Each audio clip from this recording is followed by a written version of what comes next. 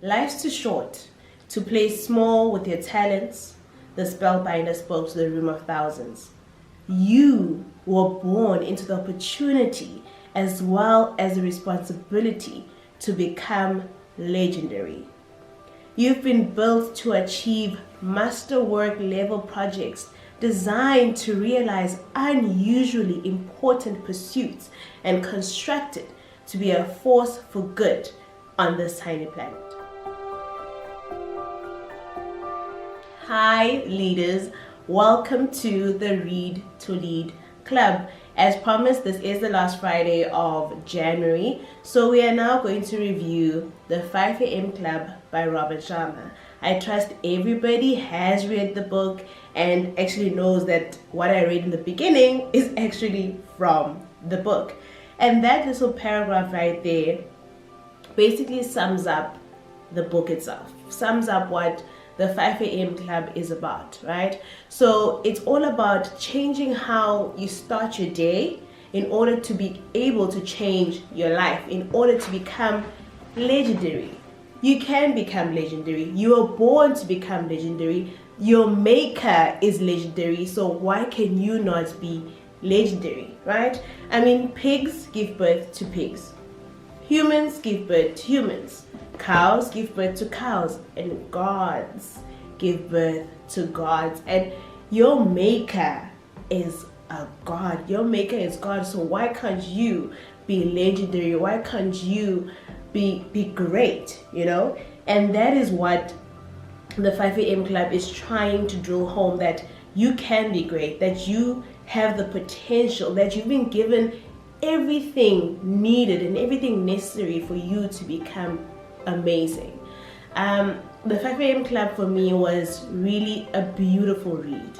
It was a life-changing read because from literally as we started reading the book, my family, my husband and I immediately joined the 5 a.m. Club, and it was hard, I will not lie. You know, in the book, Robin Sharma writes that all change is hard at first, messy in the middle, and gorgeous at the end.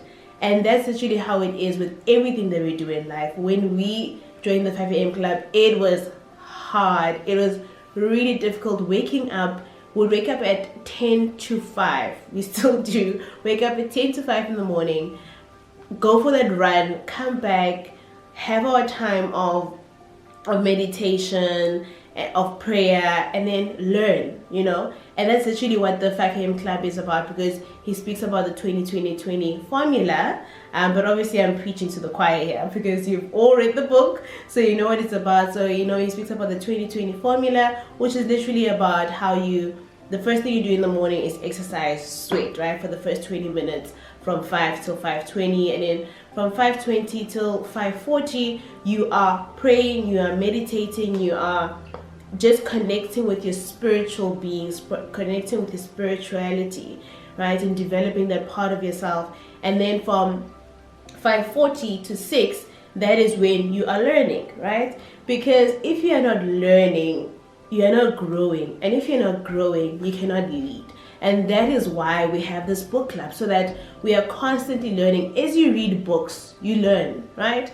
Which is why when you're in university or in school, there's books. We call them textbooks, but it's books, right? Because the teacher themselves had to also read a book in order to come and teach you. So you're also asked you need to buy this book and this book and this book if you want to be successful in this grade, right? So that's literally something we've always known, although some of us are like, oh no, I'm too busy to read other books, just have to read my textbooks. But your textbooks help you learn and understand and grow in that particular field that you're studying. But if you want to elevate your life and become a bigger and better person, then you're going to have to take some time and read other books that are about life, growing, elevation, you know. And that is literally what the 5 a.m. Club is about, and it's one of the books that I'm so glad I read. Definitely one I'll read again. Not one that I'll be like, I've read it, put it on the shelf, let's forget about it. No, it's definitely one I'll go back to, because in the book you'll see that it's not only the 20-20 formula that it speaks about. There's so many other formulas that it talks about as well, you know, your bubble, your total bubble, and all of these things. There's so many different formulas and so many different strategies in the book to help you become amazing, to help you become great.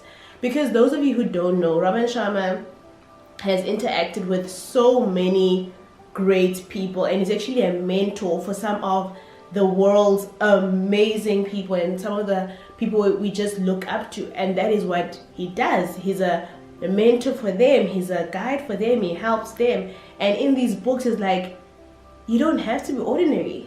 Everybody can be extraordinary. You know, in the book you learn that we look at life and we've been taught that no, the ones who are superstars, the ones who are great athletes, the ones who are billionaires and so forth are special. You know, there's something special about them, and you are just ordinary, okay? And you should just stay in your ordinaryism, if there's such a word, right? No. And he explains the 5 AM Club that those people are great because they made the decision to be great and put in the work. Ooh, I know people don't like this one. Put in the work to become great. You don't just wake up and be like, oh, I'm great. No, you need to put in the work to become great. The fastest runners in the world, the strongest men in the world, whatever, they had to build on that. They had to be consistent, right? They had to be consistent every single day working on their craft. So, I mean, if you only went to school once a year, do you think you would be able to progress and fully learn how to write your name, how to read, all of these things if you only did once a year?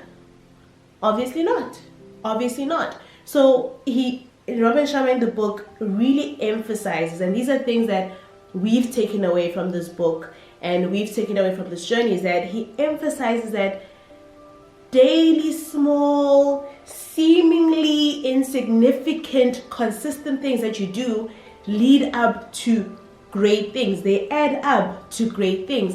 Master chefs, they didn't just wake up and like, oh, I'm a master chef. No, they had to work on the craft all the time, learning, reading, trying this, trying that, but remaining consistent and be like, I'm going to be a master chef, so I must cook every day. Every minute that I have that I can cook, I'm going to cook so I can get better at cooking, right?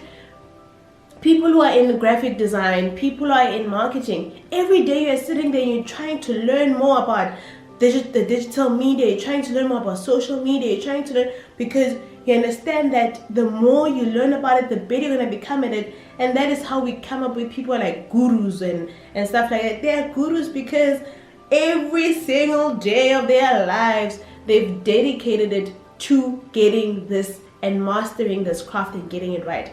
And that is what the book really drums home of. You can't just expect to get fit and have a six-pack by working out once a week. You know, you need to every single day wake up, work out, or in the evening go out, work out. It's all of these type of things. People who do nails, they didn't just do one person's nail a week and then that was it. No, they went to school. There's a thing that they constantly cultivated. And I know by now you're thinking, okay, I'm constantly repeating myself, but that's literally how it is. It's repetition, it's consistency, it's doing the same thing over and over and over again. But not just doing the same thing, but getting better as you do the same thing, right? It's like people who do public speaking. Sometimes the first time you get on stage, you are terrified. But if you're never going to get on stage again, you're never going to get better and become this great public speaker. So you need to constantly be on the stage, constantly mastering your craft, constantly working on it so that you become a great speaker. So I really enjoyed the book. We really enjoyed the book. It was one that we found to be life-changing. Something else that we can take away from the book is that he speaks about how you can install a habit in 66 days. Of course, people have spoken about 21 days, other people spoke 90 days, but he speaks of 66 days. 22 days to like kind of like break the habit, right? And then and 22, and then the next 22 days to kind of install the habit, and the last 22 days when it kind of like assimilates, it becomes a part of you. So it's literally something that you need to constantly be doing. Another question that the characters in the book raised, they were like, okay, so we are part of the 5 a.m. club. Do we do the 5 a.m. club every single day, or can I just do it on Monday to Friday, and then on the weekend I can rest? And Stone Riley in the book says, or their mentor at that time says, it's completely up to you how you want to implement the 5 a.m. Formula or the 5 a.m. club stuff. It's completely up to you. But however, just know that part-time commitment gives you part-time results, right? And these are all the things that he's just saying, that it's up to you. But if you're going to do it part-time, then you're going to just get part-time results. But if you want greatness, then you just have to do it all the time, right? And even says that you can reward yourself later. So if it's a Saturday morning, you're just like, I really don't want to be up at 5 a.m. Wake up at 5 a.m., go for that run, come back, and you can nap and sleep. But you've done that, and you've gotten your body used to, I'm up at 5 a.m. and I'm doing this. I think the last thing I'll share is another extract from the book, and it says, all that matters on your last day on earth is the potential you've leveraged, the heroism you've demonstrated, and the human lives you've graced, right? And that is literally, I think, what we should all aim for and keep in the back of our minds, that when we are no longer on earth, when you die, who's going to cry for you? And who's going to remember you? And what are they going to remember you for? What would you have done that would have changed somebody's life, that would have helped somebody, you know? I really believe that we should all be servants, all want to do for others. Because in the doing for others, that's how you yourself become great, you know? So I really just hope that you will share with me as well what you have learned from the book in the comment section below. And yeah, it was really a beautiful read, and I hope you enjoyed the read. Also, when you're sharing some of the stuff that you learned or took away from the book, please also suggest a book, you know, that we can probably read throughout the year and so forth, and we will learn together. I am so excited about the journey that we've started together, because if you remain consistent with the Read to Read Club, by the end of the year you would have read a minimum of 12 books, and that is probably more than what most of us read last year, definitely more than what I read last year. So it's great that this year I'm like a minimum of 12 books at least, you know. For the month of January I've already read about 2, but I feel like I should be reading a lot more, right? So I really just want us to read more, because when you read, you learn. When you learn, you grow. And as you grow, you can lead. And that is literally all it's about. All right. So, my leaders, before we close this up, I need to tell you what the next book is for the month of February. Okay, drum roll somewhere. All right, so our next book will be Year of Yes by Shonda Rhimes. Because it's the beginning of the year, it's great for us to keep, you know, getting ourselves right. Now we've installed the 5 a.m. routine. We are part of the 5 a.m. club, waking up in the morning. We are, you know, doing great for our bodies, doing great for all our different sets. So now we need to move into what about the rest of the year? Is what kind of year are we going to have? It's gonna be a year of yes. Or what does a year of yes mean? So that is the book that we're going to be reading, Year of Yes by Shonda Rhimes. If you have already read the book, please do let us know as well, and other books that you think we should read. But until our next review, I will check up on you like I did around the middle of Feb to see how far we are with reading the book and if we're still reading the book.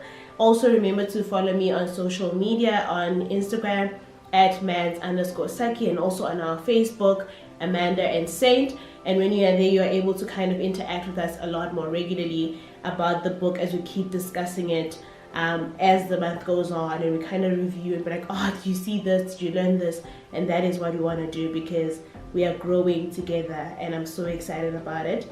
So my leaders, until our next review, please do enjoy The Year of Yes by Shonda Rhimes, and remember to comment down below with all the things you took away from the 5 a.m. club. We are so excited. See you soon. Until then, my leaders, keep reading. Bye.